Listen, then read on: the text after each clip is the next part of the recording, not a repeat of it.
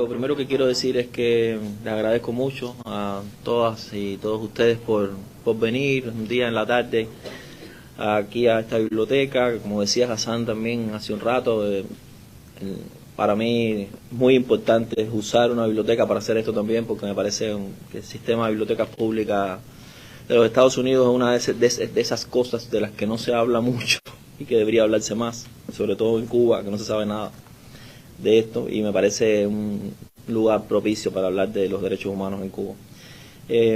Bueno, le agradezco mucho a Cabal, a Gabriel específicamente, a Mónica, y bueno, al Toque, claro, el Toque le tengo que agradecer la vida entera lo que ha hecho por mí en los últimos años, y por lo tanto para mí es un honor hablar de este libro.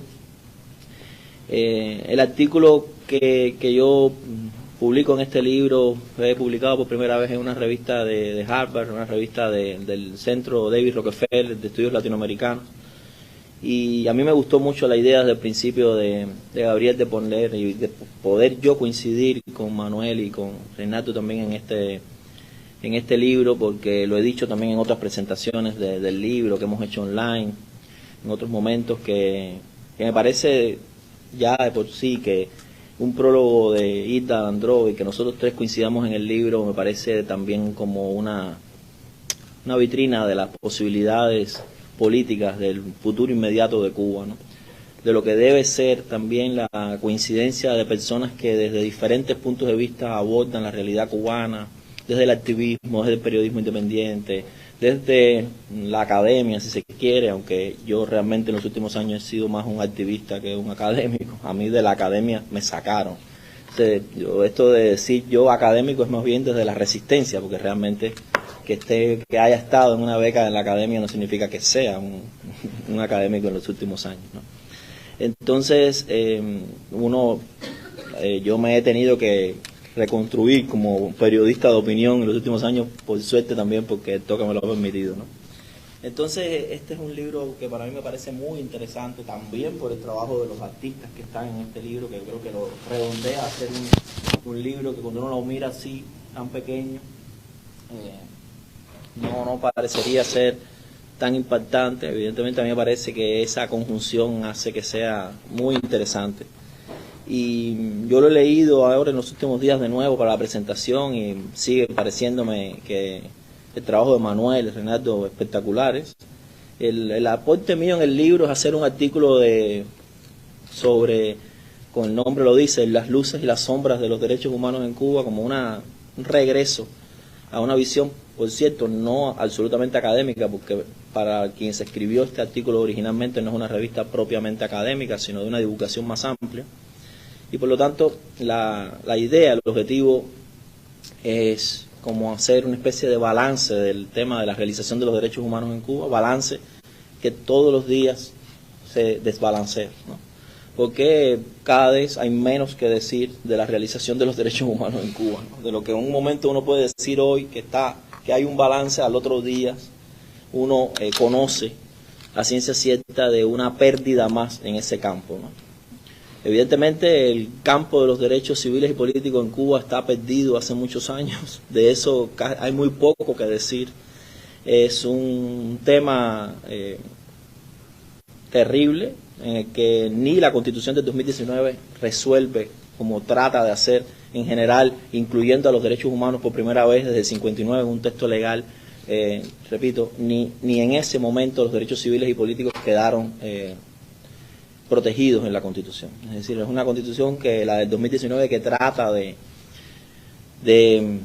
pues pagar una deuda de que sencillamente no se hablaba de derechos humanos en ningún documento legal en Cuba, que lo haga la Constitución, que diga que existen derechos humanos, parece algo grandioso, pero lamentablemente son menciones y enunciados que no han encontrado realización o garantía práctica, ¿no?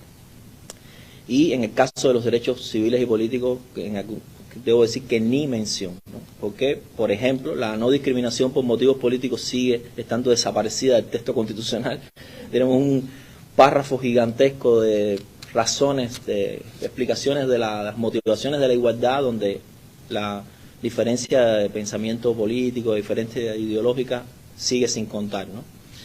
Por lo tanto, bueno, no podemos decir mucho sobre los derechos civiles y políticos en Cuba, pero en el caso de los derechos económicos, sociales y culturales, como se decía en la clasificación esta, que después cada vez se ha usado menos, parecía que ese era como la columna vertebral del sistema, parecía que el discurso político cubano y de búsqueda de legitimidad del sistema se basaba en la defensa y en la realización y en la materialización de estos derechos, y en los últimos años en Cuba, que son bastantes años ya, han demostrado que el declive y la pérdida de los derechos económicos, sociales y culturales va a la misma velocidad que los otros, ¿no?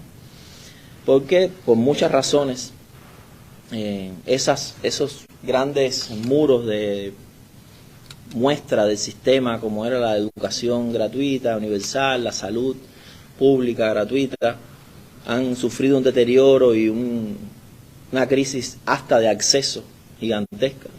Delante de todos nosotros en Cuba fuimos testigos de cómo esos servicios se fueron privatizando desde el mismo sector estatal, convirtiéndose en, no privatizando porque el Estado los estuviera poniendo para que se privatizaran, sino que sencillamente las personas que ejercían estos trabajos han tenido que dar esos servicios también cobrando dentro del sistema de salud.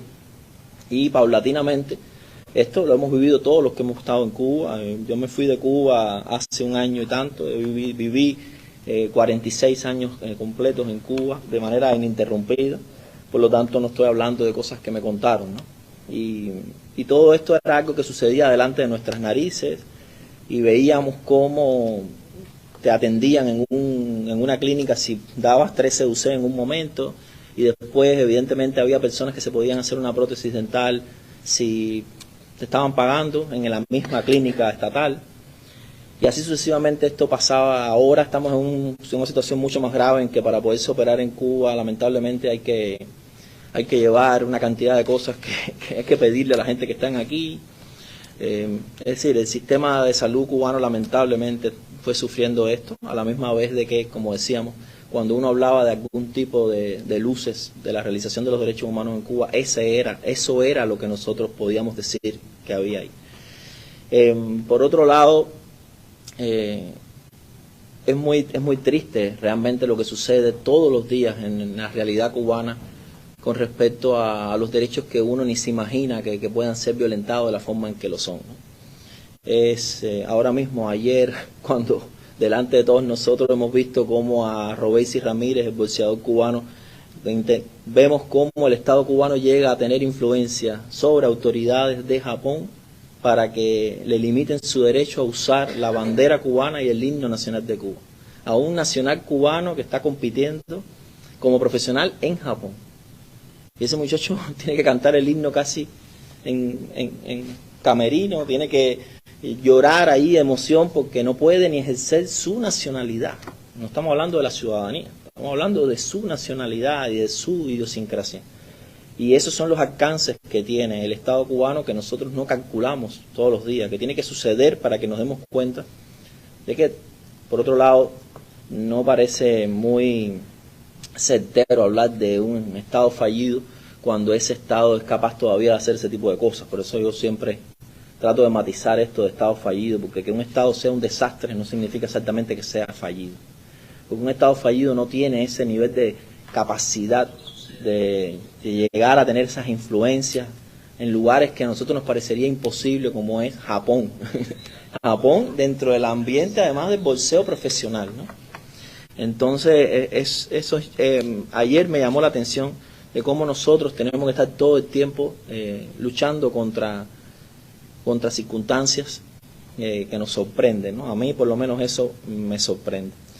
El hecho de poder hablar de derechos humanos dentro del totalitarismo es muy difícil. La cultura de los derechos humanos en Cuba está en pañales. Eso es una de las cosas con las que yo termino el artículo. Sería casi una aventura ahora decir qué va a pasar con los derechos humanos en los próximos años, porque realmente de los derechos humanos se habla poco, hasta en las universidades.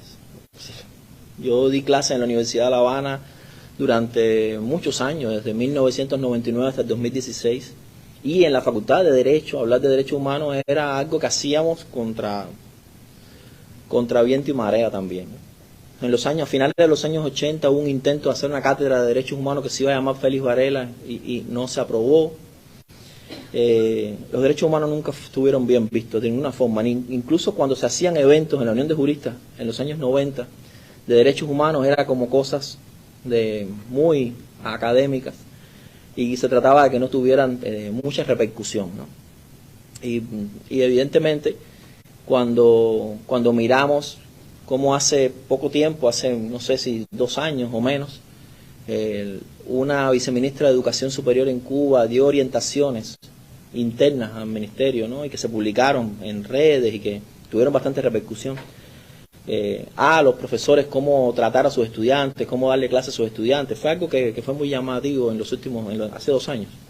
Ella decía directamente que se tuviera mucho cuidado con el tema de los derechos humanos, de cómo se le hablaba de derechos humanos a los estudiantes de las universidades en Cuba.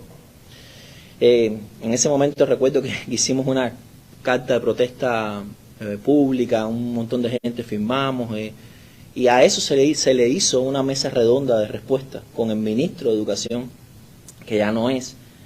Y ese ministro ese día hizo algo que a mí me parece que es muy importante para entender el sistema político cubano, que es que él enarboló a la Constitución nueva, que era bastante nueva en ese momento, y dijo: recuerden a todos los que han hecho esto, que son mercenarios, todos los que han firmado una carta de protesta y de queja por una barbaridad que ha hecho una viceministra, pero recuerden todos ustedes que son mercenarios, que la Constitución de la República dice, en el artículo 5, que el Partido Comunista de Cuba es la fuerza dirigente de la sociedad del Estado, partido único, ¿no? Con eso yo creo que él estaba, además, amenazándonos a todos con el partido, ¿no?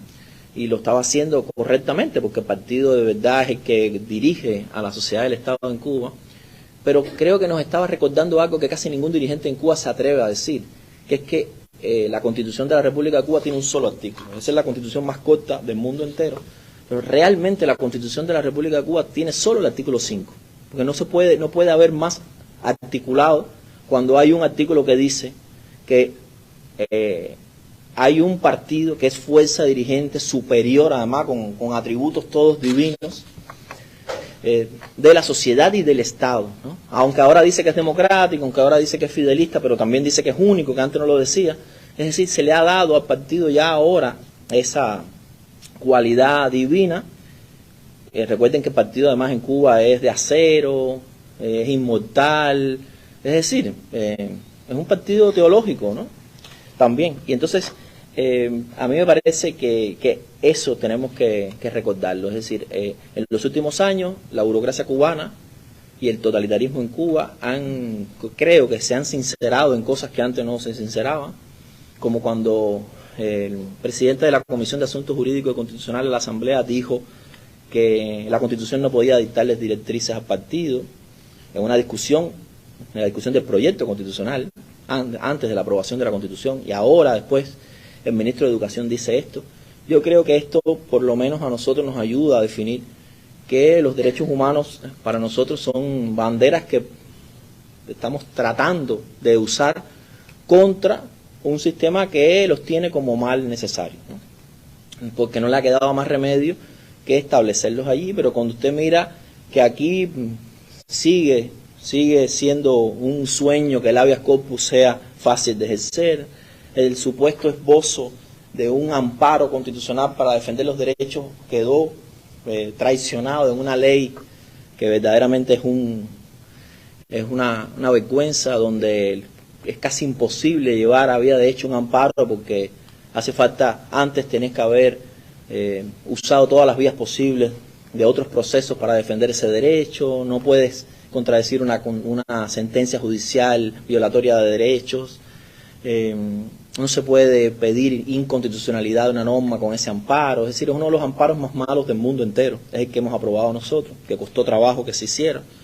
Cuando yo vi la ley aquella, que parecía un cuadernito de 3 páginas, me di cuenta que no podía esperarse nada ahí. Después cuando uno la lee se da cuenta de que es imposible que haya ningún derecho que se defienda por esa vía. Por lo tanto, tenemos que entender entonces que sí están los derechos humanos en la Constitución ahora mencionados, pero no hay Defensoría del Pueblo en Cuba, no hay Tribunal Constitucional en Cuba. Cuba es ya el único país de América Latina que no tiene Defensoría del Pueblo. Claro, usted puede tener una Defensoría del Pueblo y no servir, pero pero todavía eso es mejor porque podemos luchar porque sirva, pero nosotros todavía estamos viendo si en algún momento va a haber, ¿no? Evidentemente si eso ahora se hiciera es para jugar evidentemente con la institución, por lo tanto yo ahora casi que preferiría luchar por algo que de verdad sirva, ¿no? Entonces, bueno, de eso va el artículo mío, de tratar de hacer un análisis de lo que pueda quedar de ese equilibrio o de las luces que pueda haber, que repito, todos los días lamentablemente es un panorama que yo creo que empeora, y por otro lado tenemos cosas ahora que antes no pasaban, un activismo más fuerte, gente que ahora habla de derechos humanos que antes no lo hacía, la gente actuando en las redes sociales, medios independientes hablando de derechos, muchas más personas empoderadas, es decir, todos estos panoramas de crisis también traen algunos niveles de esperanza, ¿no?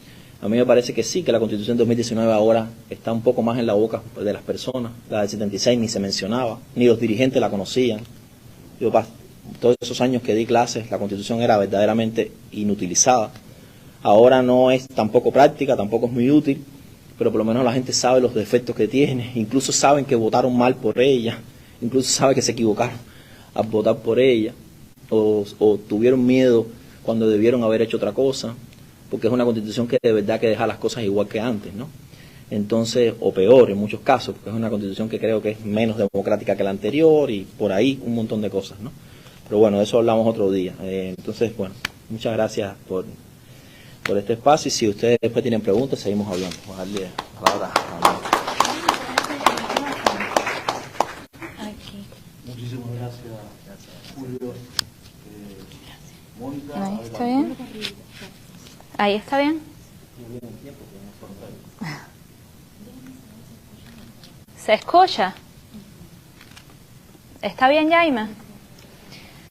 Buenas tardes. Gracias por la invitación, por la oportunidad de coincidir nuevamente con Gabriel, con Julio Antonio, con Hassan, con Gennady, con tanta gente querida. Yo lo primero que quería resaltar de este libro era el hecho de que estaban en él conviviendo autores que yo considero que son muy diversos entre sí, como es el caso de Manuel Cuesta Morúa, Hilda Landrove, Julio Antonio Fernández y Reinaldo Escobar. Son personas que vienen de historias de vida totalmente distintas, por supuesto con puntos de confluencia, pero que tienen posiciones políticas muy distintas, muy distintas. No creo que necesariamente antagónicas, pero definitivamente cada quien tiene como que sus propios seguidores, sus propios espacios de participación, sus propias carreras, y a mí me parece eso uno de los méritos del libro, muy coherente además con todo el discurso que tiene que ver con los derechos humanos, porque creo que una de las asignaturas pendientes en Cuba es la naturalización de las diferencias, ¿no? Durante mucho tiempo hemos sufrido el impacto de ese pensamiento único, que ha sido una imposición, que ha sido un ejercicio de violencia terrible, y que lamentablemente incluso desde la oposición a esa lógica de pensamiento terminamos reproduciendo también el rechazo y la intolerancia a las diferencias políticas, cuando las diferencias son lo más natural en la vida, lo más natural en las sociedades, lo más natural en la misma naturaleza. De hecho, yo siempre pongo de ejemplo que yo no pienso igual a la persona que yo era un año atrás. Yo cambié radicalmente con respecto a distintos temas después del 11 de julio. Para mí, el 11 de julio, el estallido social de 2021, supuso un parteaguas, una experiencia que me cambió mi manera de ver muchas cosas y que me colocó en un punto incluso de incertidumbre con respecto a otras. Había cosas que yo tenía muy claras y después del 11 de julio dejé de tenerlas tan claras, ¿no? Entonces, si una misma es capaz de entrar en discusión con la persona que era un año atrás, 6 meses atrás, o a veces incluso hasta 2 horas atrás, ¿cómo vamos a pretender que todas las personas vamos a pensar igual? Eso es un disparate tremendo, y lamentablemente lo vemos cuando incluso alguien va a solidarizarse con otra persona que está siendo víctima de una violación de sus derechos. A veces parte diciendo, yo no me identifico con esa persona no me representa, yo pienso distinto, pero es que obviamente que piensan distinto, hay un montón de cosas en las que piensan distinto, pero ese no es el punto, no tiene que haber tanta insistencia en eso. Y yo creo que eso es un resultado precisamente de toda esta cultura autoritaria de la que venimos, ¿no? Y a mí me parece que va a ser un reto muy importante cuando empecemos a construir otro país después de que quede lo que quede de lo que hay. Y nos planteemos también esta discusión de los derechos humanos. Hay una frase de Cuesta Morúa al cierre de su artículo que dice precisamente eso, yo la señalé aquí, que la universalidad de la Declaración de los Derechos Humanos nació precisamente en el reconocimiento a la diferencia. Yo creo que ese es el reto de todas las naciones y del mundo en general, aprender a convivir en paz en la diferencia. Eso es lo que garantiza que estemos en paz y no en guerra, y ese es el motivo cuando se fractura esa capacidad para convivir, para comprendernos, para encontrar los puntos de consenso, es que viene precisamente la violencia, las violaciones de derechos humanos, la represión, la muerte y todas las tragedias con las que hemos convivido durante tanto tiempo. Me parece también muy pertinente que este libro es como un libro de difusión, ¿no? Tiene un carácter, no creo yo que profundamente académico, sino que más bien, de hecho las ilustraciones creo que de alguna forma lo confirman, más bien llegar a la mayor cantidad de lectores posibles y hacer una labor de difusión del contenido de la Declaración Universal de los Derechos Humanos, que de hecho me parece que su propia historia es una confirmación de que siempre es posible encontrar puntos de consenso. Incluso en un momento, como fue en 1948, en el que el mundo estaba tan dañado, las esperanzas, las filosofías, había tanto escepticismo por lo que se había vivido. Espérate, no sé si hacer una pausa porque están grabando. O sea, un momento de crisis tan grande como fue el momento posterior a la Segunda Guerra Mundial, con Guerra Fría, estalinismo, descubrimiento de todo el horror que se había vivido con el fascismo, la gente fue capaz de hacer un documento tan valioso como este, que todavía hoy se sigue utilizando como una bandera para defender nuestra humanidad, porque lo que nos hace humanos precisamente es el acceso a estos derechos, es lo que nos diferencia, lo que de alguna forma nos da la dignidad, ¿no? La capacidad y las posibilidades de ejercer estos derechos. Y si en ese momento la gente pudo elaborar un documento fundacional, un documento tan importante como este, yo creo que eso también puede servir como una esperanza, como una suerte de ejemplo para seguir utilizando los derechos humanos en circunstancias adversas, en circunstancias como las que vamos a encontrar o como las que ya encontramos en Cuba, donde hay tanta polarización, donde hay tantas fracturas, donde hay tanto dolor. Yo también en mis últimos años he tratado, cuando me preguntan ¿cuál es tu posición política? ¿Tú eres de izquierda, tú eres de derecha? Yo trato en los últimos años he tratado de huir de eso. No por miedo, porque realmente yo nunca he tenido miedo de decir lo que defiendo y lo que creo, y yo opino así sin ningún tipo de temor por las repercusiones que puedan tener mis opiniones, pero sobre todo por una cuestión de curiosidad y de buscar un poco más allá de las etiquetas, porque cuando tú le dices a una persona, yo soy de derecha, yo soy de izquierda, la otra persona lo que recibe es su idea de lo que es la derecha y de lo que es la izquierda.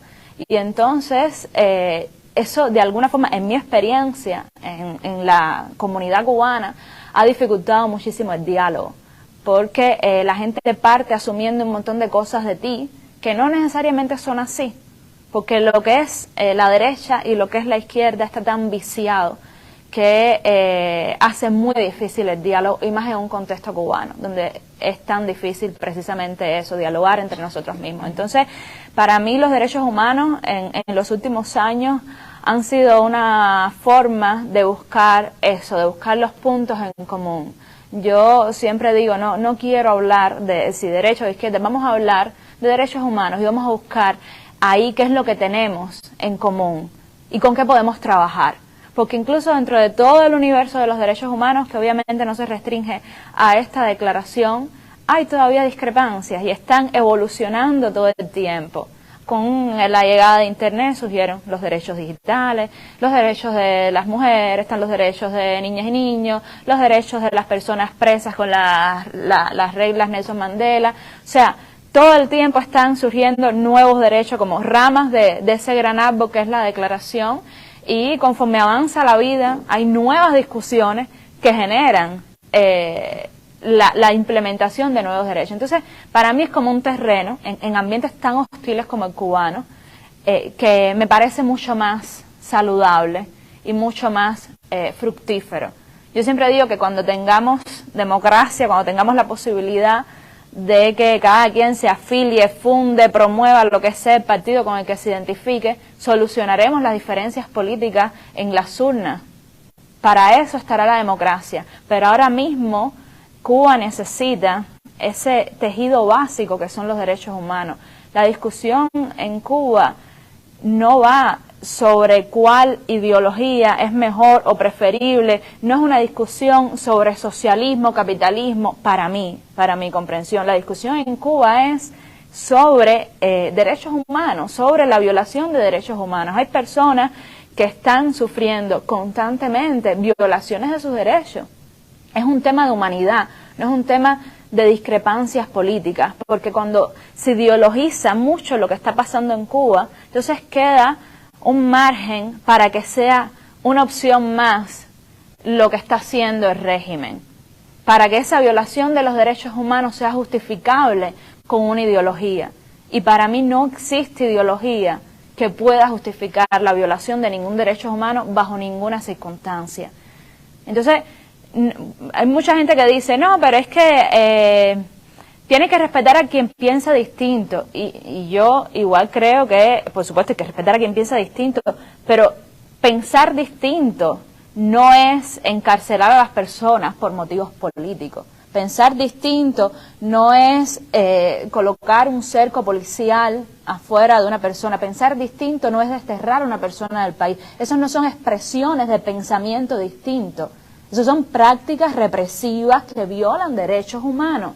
Entonces, es muy importante en el caso cubano, llevar el análisis de la realidad al terreno de los derechos humanos y sacarlo un poco también de el terreno ideológico, porque el terreno ideológico puede servir muchas veces para justificar violaciones de derechos humanos y colocar en un mismo nivel a las personas que están haciendo oposición y a las personas que están respaldando el régimen cubano.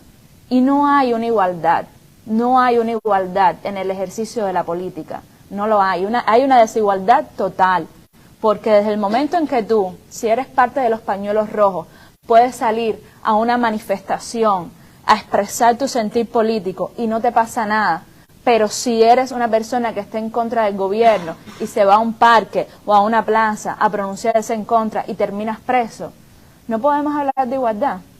No podemos hablar de igualdad. Y en esa desigualdad entre quienes piensan de una forma, quienes están a favor del gobierno y quienes están en contra, está precisamente el origen de la violencia. Y está precisamente la base de toda la violación de los derechos humanos que se sufren en Cuba. En ese sentido, yo creo que es importante a la hora de pensar en lo que es la oposición cubana y lo que son los disidentes, en que muchas de estas personas son víctimas de violaciones de derechos humanos, primero que figuras políticas. No quiero decir que sean todas, pero muchas de las personas que están haciendo activismo en Cuba, muchas de las personas que se identifican como opositoras, son primero víctimas de violaciones que están defendiendo a veces su vida. Entonces, es un poco injusto también este tipo de discurso que les pide a estas personas un programa súper elaborado, un discurso exquisito, impecable, políticamente correcto, que básicamente espera que estas personas sean los políticos tradicionales. Hoy mismo he estado hablando con una madre, la esposa de un preso político, de Daniel Moreno, que está preso desde el 10 de enero de este año, está acusado de propaganda contra el orden constitucional, una de las personas que están enfrentando esta acusación en este año, son varias ya, es un delito que tiene el Código Penal nuevo desde 2 hasta 10 años de privación de libertad, y la esposa de Daniel Moreno ha estado, por supuesto, bajo acoso, persecución, ha estado en La Habana, son de Santiago de Cuba, pero Daniel Moreno no tiene combinado del este en La Habana, y ella llegó ahora a Santiago, y a los pocos días a su hija la citaron. Ella ahora hizo una directa en la que contó todo, por eso también les estoy contando, y a su hija en la directa la amenazaron con que iban a meter presa a su mamá, le dijeron que su papá era un terrorista, que había envenenado a niños en círculos infantiles, le ofrecieron dinero también para que ella ofreciera información, y le hicieron grabar un video. Entre todas las cosas del interrogatorio le hicieron grabar un video desmintiendo una denuncia que había hecho su mamá, en la que decía que su hija estaba sufriendo acoso en la Universidad de Oriente en la que estudia. Y ahora, hace poco, hizo ese video contando eso, ¿no? Que a su hija, para de alguna forma forzarla a desmentir lo que ella estaba diciendo, la amenazaron con que la iban a meter presa y la obligaron a filmar ese video. Entonces, esa madre salió en una directa llorando a denunciar eso y a contar lo que había pasado y a exigir justicia y a defenderse. Y esa es la realidad yo diría que del 90% de lo que consideramos que son disidentes y opositores en Cuba. O sea, es gente que está luchando entre la dureza de esa realidad, la cola de pollo, la escasez de medicamentos, de transporte y de absolutamente todo, y una acción represiva detrás de la otra, O sea, ¿en qué momento la gente va a sentarse a organizar un proyecto político de país? ¿En qué momento? Si tienes que estar defendiéndote todo el tiempo de acciones como esa. Y eso es un caso de todo lo que vemos diariamente en las redes sociales.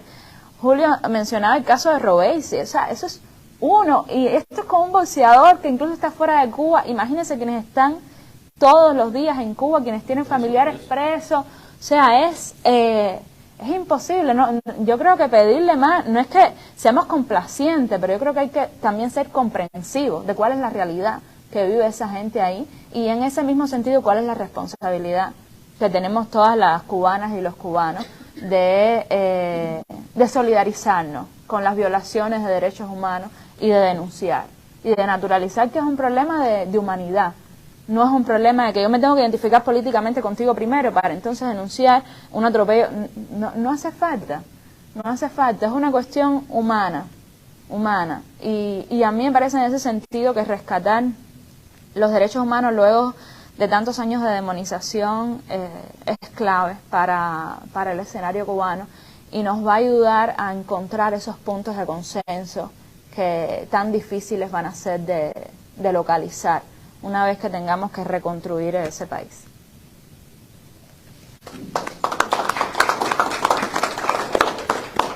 O sea, no sé, Julio, cómo es que se tarda más tiempo en estudiar, ratificar los pactos, que es lo que dice el gobierno, que está estudiando, desde el año 2008 está estudiando. ¿Cómo puedes tardar más, tú que eres jurista, cómo puedes tardar más en estudiar, ratificar los pactos que en elaborar una constitución de un año para el otro? Sí. ¿Cómo se puede? No sé. Porque están mintiendo. Es decir, en el tema de la no ratificación de los pactos, el Estado cubano ha mentido alevosamente. Es decir, no ha estado calculando ni estudiando nada. Lo que ha estado es ganando tiempo para no ratificar los pactos. Los pactos no lo van a ratificar nunca bajo las circunstancias políticas actuales, porque los pactos ponen en entredicho absolutamente el totalitarismo cubano. Es imposible que puedan convivir el Estado como lo estamos describiendo aquí con esos pactos. Es imposible. Es decir, el derecho a la huelga, Cuba no acepta el derecho a la huelga. Que los padres decidan qué educación van a tener sus hijos e hijas, Cuba no acepta eso. Estoy hablando de lo primero que me viene a la mente de los pactos. Pero que la gente piensa que es un problema con el pacto de derechos civiles y políticos. No, es un problema con los pactos de derechos económicos, sociales y culturales. Cuba no puede ratificar los pactos bajo las circunstancias políticas actuales. No está pensando nada, ni está estudiando nada. Está estudiando cómo justificar de manera adecuada esto para que la gente siga pensando que están estudiando. En eso sí son maestros y maestras, absolutamente. Yo creo que hay una carrera de cómo mentir de manera científica en Cuba. Eso también lo podríamos estudiar. Y eso lo han hecho delante de todos nosotros, lo puedo decir con absoluta responsabilidad. Es una burocracia que ha aprendido que lo que se le dice al pueblo cuando el pueblo pregunta algo es cómo dar una respuesta a la población. Es decir, lo que se lleva a estadísticas es respuestas que se dan, no problemas que se solucionan. Y se hacen tesis de maestría sobre cómo responderle a la gente para que la gente se quede tranquila. Tesis de maestría. Entonces me la han discutido a mí delante de un tribunal. Que es, bueno, la atención a la población. ¿Qué cosa es la atención a la población? Es que todo el mundo se vaya tranquilo para su casa, sí, y que el bache quede en el mismo lugar. Y que el pan siga siendo el peor pan del mundo. Eternamente.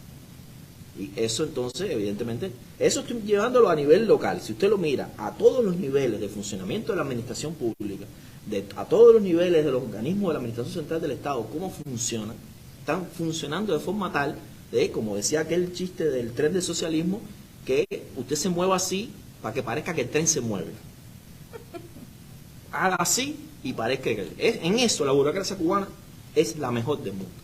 Tiene maestros históricos, lleva 60 años de puesta en escena poderosa, y ahora lo que pasa es que además de eso es la depauperación, la crisis estructural, nada funciona, pero siguen actuando de la misma manera, sin ningún tipo de fisura. Parecería que las crisis son de cualquier tipo menos de la manera en que ellos mismos se ven. La burocracia cubana sigue viéndose con todo el poder para mentir. Recuerden que después de los hechos del 11 y del 12 de julio, después de las revueltas populares, del levantamiento popular más importante de los últimos 60 años, y de todo hace mucho rato en la República Cubana, el ministro de Relaciones Exteriores le dijo a una periodista que le preguntó que por qué cortaron el internet, dijo, se fue igual que se va la luz. Lo dijo delante del mundo entero. Y esa persona puede seguir siendo ministro después. Debería ir preso, inmediatamente preso en ese momento. Porque eso sí es traición. Eso que está haciendo sí es traición. ¿Qué pasó? No pasó nada. La periodista le preguntó de nuevo, ¿permiso? El internet que se fue todo el tiempo. ¿De qué estás hablando? Eso es igual que la luz, no sé, igual que el agua. Búsquenlo para que vean que está ahí. Lo dijo. Ese no es que se le olvidó, que se dio un golpe con el micrófono. No. Está mintiendo científicamente.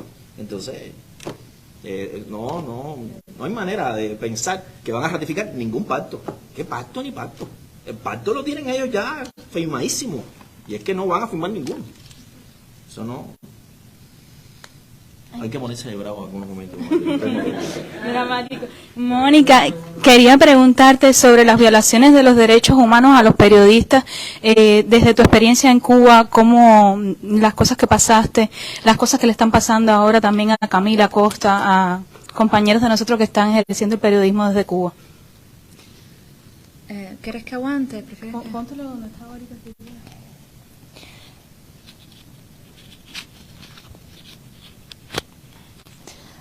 A ver, yo creo que el tema del periodismo, si hay alguien que tiene claro lo que significa, es el régimen cubano, porque no es el periodismo como algo extra, algo más en la sociedad cubana ni en ninguna sociedad del mundo. El periodismo significa el acceso a la información, y la información es poder, la información es capacidad para tú tomar decisiones sobre la base de hechos reales. Entonces es mucho más complicado que un asunto gremial, es un asunto que yo creo que involucra a toda la sociedad, y no por gusto el periodismo es de los primeros blancos de cualquier régimen autoritario.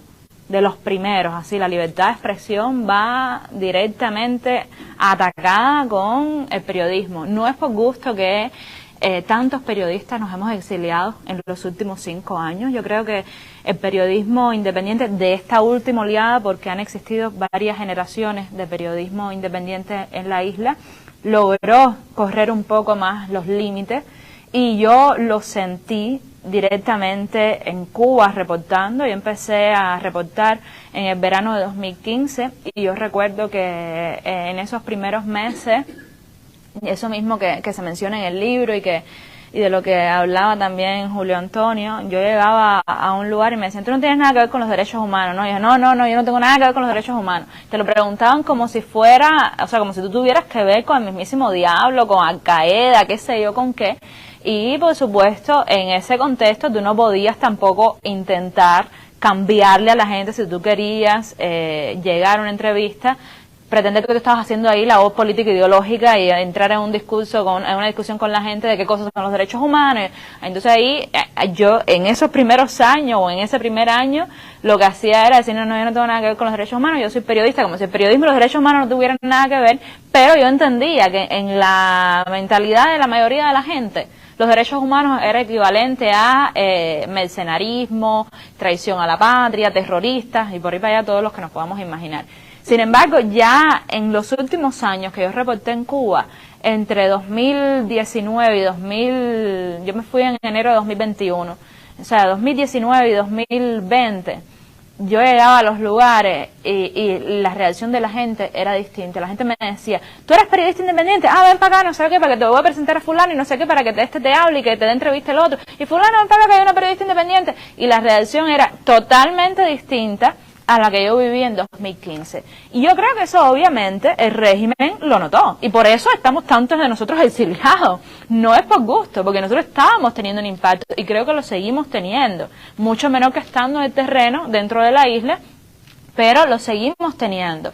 Y quienes siguen en Cuba también haciendo periodismo independiente están acosados de la manera que están acosados porque tienen un rol central. El 11 de julio los periodistas independientes que estaban en Cuba salieron a las protestas, salieron a reportar y salieron a contar una historia distinta a la que estaban intentando desmantelar desde el oficialismo.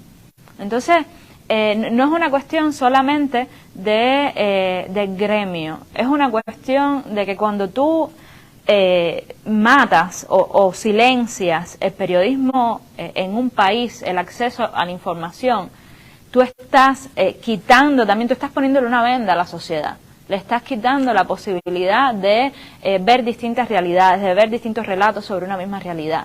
Te están quitando a ti un derecho como ciudadano. No es que le están quitando al periodista su posibilidad de ejercer un derecho, no, se lo están quitando a toda la sociedad. El periodista es sencillamente un mediador entre esas historias y la ciudadanía.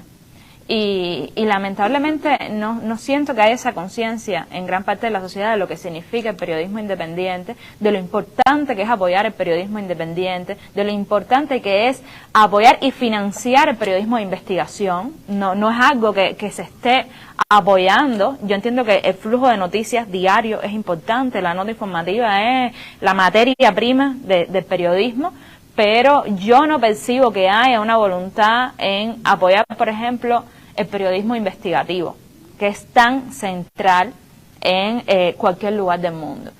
Y eso creo que pasa por la pérdida de conciencia social del rol que cumple la prensa en una sociedad.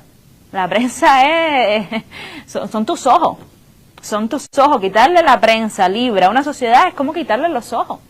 Y yo creo que también lo que ha pasado, esos niveles de concientización que vemos, no digo que sea gracias al periodismo independiente, ni mucho menos solamente, es gracias a una serie de factores, pero el factor del periodismo independiente ha sido clave ahí, en ir a hacer preguntas, en ir a comunidades que estaban totalmente olvidadas, de gente que llevaba meses y años escribiendo Grammy, escribiendo Juventud Rebelde de la televisión cubana y no llegaba nadie, y que llegue un periodista independiente a decir, a mí me importa lo que a ti te está pasando y yo quiero contar tu historia. Entonces, eso cambia ahí muchísimas cosas, muchísimas cosas. La gente se ha empoderado, la gente hace sus directas, la gente se ha vuelto un vocero de su propia historia, y eso es parte todo de ver cómo estamos también como sociedad empoderándonos, con todas las limitaciones que hay, pero sí empoderándonos, ¿no? Entonces, si puedo hacer un llamado es ese, a pensar la prensa no como algo que está allí, sino como algo que nos concierne a todos. Muchísimas gracias.